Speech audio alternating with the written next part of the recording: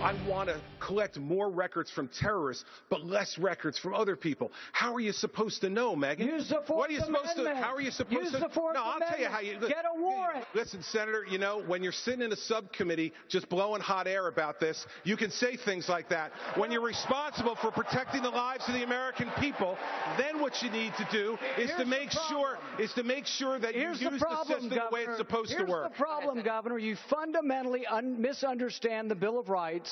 Every time you did a case, you got a warrant from a judge. I'm talking about searches without warrants, indiscriminately of all Americans' records, and that's what I fought to end. I don't trust President Obama with our records. I know you gave him a big hug, and if you want to give him a big hug again, go right ahead. All right, that was Governor Christie and Senator Rand Paul in a heated moment from tonight's debate. Earlier this evening, right after the debate, I had a chance to speak with Governor Christie about this very issue. Governor, how are you? Good to see you. Doing great, Sean. Thank you. Feel good about the debate? I do feel really good about it. It's glad to get out there and talk about the issues and be able to have some good interchanges, and I think it's really instructive for the public, so I was really happy to be here. You had two pretty fiery exchanges with Senator Rand Paul, one about the NSA. Let's talk about that one first. I almost felt like maybe you guys were from the same place but had different perspectives. I talked to Jim Sensenbrenner, author of the Patriot Act. The original Patriot Act was never supposed to data mine American citizens, only if they were connected to outside countries, people, and again, went through the warrants.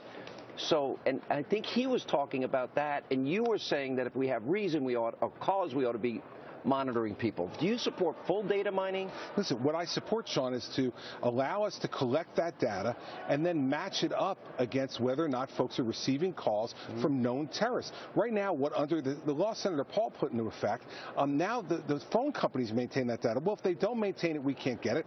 If they maintain it, we may say to them, we need it now because we're looking to do something, and they'll say, we'll get back to you in 15 days. I mean, it makes America less safe. But maybe you would be good with that data. Why would I not trust Barack Obama to have data on every American? Listen, I don't trust Barack Obama either, but he's not the only person in the government who's making these decisions, right? I trust the director of the FBI. I know him. I worked with him. He used to be my boss at the Justice Department in the Bush administration. I know Jim Comey. I trust him. I trust the people in intelligence. So how should it be used, though? How should that information be used? It should only be used to match up against the phone records of known terrorists. And if there's a match between someone inside the United States and a known terrorist, then what Senator Paul said is absolutely right. Then you go and get a search warrant. But the idea that he says this, I want to collect more records from terrorists and less from regular people, how do you know who the terrorists are, Sean? You know, there are people in the United States who are right now preparing to attack us. We don't know that. But if they're contacting somebody outside the country who is a known terrorist, then we will know it. Let me go to the other issue that you guys were battling on. And you're right, 70+% of our budget, you know what, we don't have influence over. We talk about discretionary spending, but we never talk about mandatory spending, promises that we've made. Would you say that we have to means test Social Security, raise the retirement age? What are you talking about? I'd say both, but let's be really specific. I put out a specific plan. Else on that stage tonight, I put out a specific plan. 2-year increase in the retirement age phased in over 25 years. That means 1 month a year for 25 years.